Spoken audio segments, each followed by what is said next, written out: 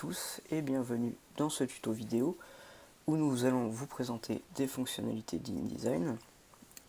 Donc dans un premier temps, comment importer des images et comment les manipuler. Dans un second temps, le dossier d'assemblage des fichiers.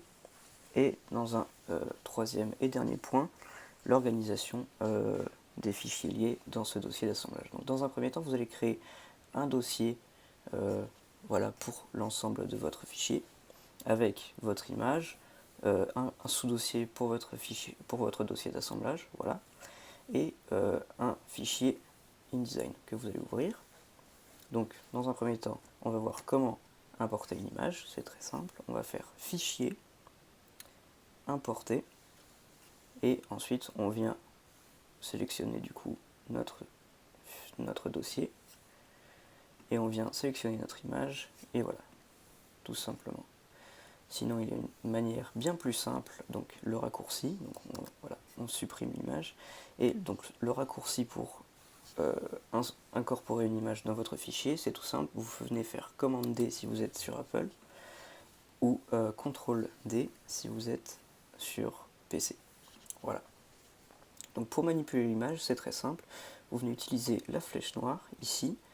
Et il faut savoir qu'une image sur InDesign, elle est composée d'un cadre, voilà, en bleu, et d'une image à l'intérieur. Donc quand vous venez cliquer sur la cible, vous sélectionnez seulement l'image à l'intérieur du cadre que vous pouvez manipuler en cliquant sur les encres qui sont juste ici, voilà, tout autour de l'image, en cliquant avec le clic gauche et en laissant appuyer et en glissant, voilà, pour manipuler l'image. Et ensuite, c'est exactement la même chose pour le cadre, donc on vient cliquer sur les encres en laissant appuyer justement avec le clic gauche, et ensuite on vient manipuler, voilà.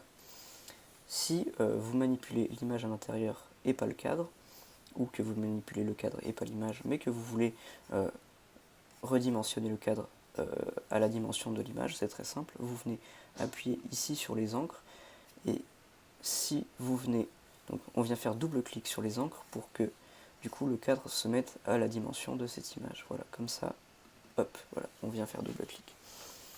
C'est très simple. Si vous voulez redimensionner ou jouer avec la forme de l'image, alors c'est très simple, vous allez venir sélectionner donc avec la flèche noire, voilà, et avec la flèche blanche, ici, on va venir prendre un point et venir,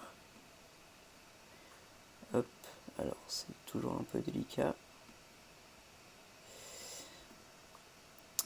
on va venir, voilà, prendre un point et voilà, donc on va venir jouer avec les dimensions de l'image, comme ceci, en laissant bien sûr appuyer le clic gauche et en glissant tout simplement.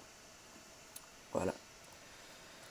Donc on revient en arrière pour avoir une image qui soit bien à la bonne taille, donc en faisant CTRL D tout simplement, enfin CTRL Z, excusez-moi.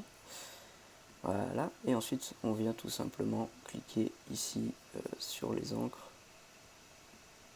pour voilà, faire en sorte que l'image et le cadre soient bien aux bonnes dimensions. Voilà, donc une fois que tout ça c'est fait, vous pouvez incorporer du texte, donc juste ici.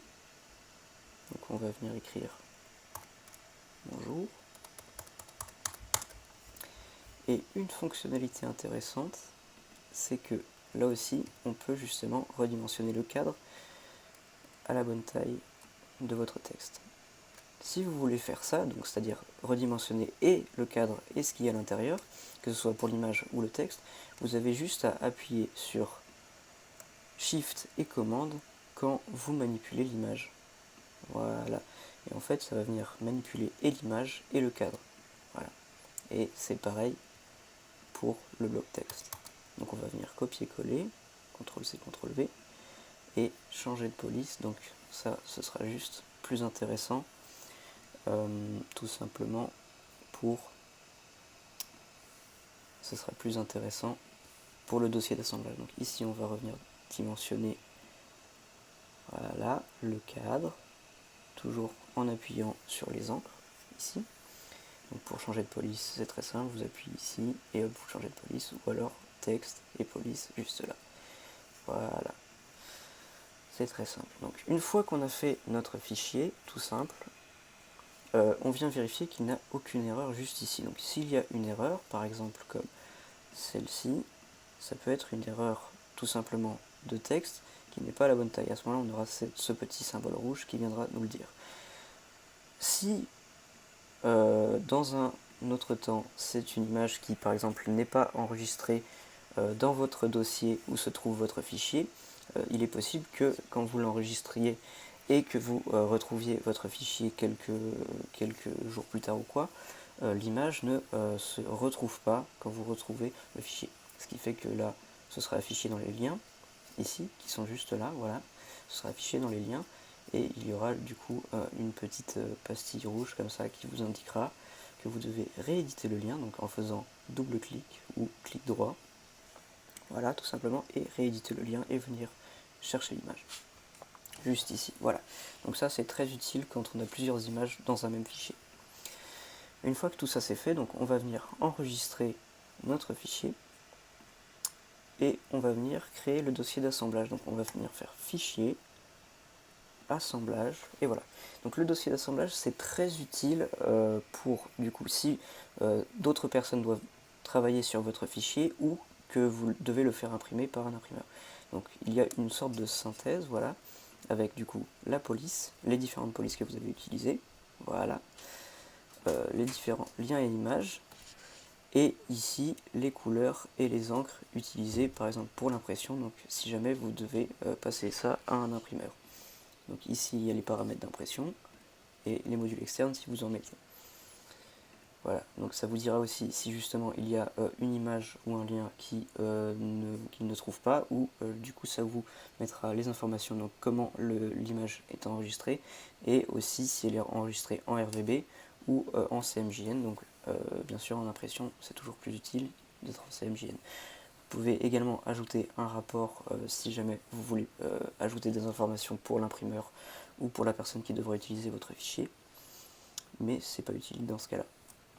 Donc une fois que tout ça c'est fait, on peut aussi créer des instructions d'impression, là encore pour l'imprimeur, et ensuite on va créer le dossier d'assemblage. Voilà. Une fois que le dossier d'assemblage il est créé, excusez-moi, on vient sélectionner du coup ce que l'on veut mettre dans ce dossier d'assemblage. Donc ici on va mettre des choses très simples parce que le fichier est très simple. Donc du coup les différentes choses. Ici on aura un fichier IDML, donc c'est si jamais vous devez avoir une personne qui doit bosser sur votre fichier et qu'elle a une version plus ancienne ou plus récente de InDesign, elle pourra utiliser votre fichier IDML et pourra du coup l'utiliser, ce qu'elle ne pourrait pas faire si du coup votre fichier était seulement enregistré en INDD. Voilà. Et ensuite on a des paramètres de PDF à sélectionner pour les impressions. Voilà. Une fois que tout ça c'est terminé, on vient faire voilà, donc le dossier d'assemblage, on va venir le remplacer, on vient vérifier, voilà, donc dans le dossier tuto vidéo, on vient faire assemblage et là on vient le remplacer, voilà, et une fois que c'est fait, alors, il y a un petit souci, alors on va venir tout simplement changer le nom, voilà, comme ça c'est plus simple, et on vient faire OK, et voilà, tout ça c'est terminé, il n'y a plus de soucis. Une fois que tout ça c'est fait, on a notre dossier d'assemblage qui est créé, donc c'est le dossier tuto 1, voilà, qu'on vient mettre dans le dossier d'assemblage, comme ça on s'y retrouve. Et ensuite, donc dans ce dossier tuto 1, ce qui se passe, c'est que tout simplement, on a donc le format IDML si quelqu'un d'autre veut travailler sur votre fichier, le format INDD, donc si vous êtes avec votre propre version d'InDesign, le dossier PDF pour l'imprimeur, les liens donc, qui récapitulent l'ensemble des images, et le document fonce, ça c'est l'ensemble des typographies, pour si jamais quelqu'un d'autre veut travailler sur votre fichier, il peut retrouver les typographies, ou si vous avez une typographie qui ne passe pas, l'imprimeur peut vérifier laquelle c'est. Voilà.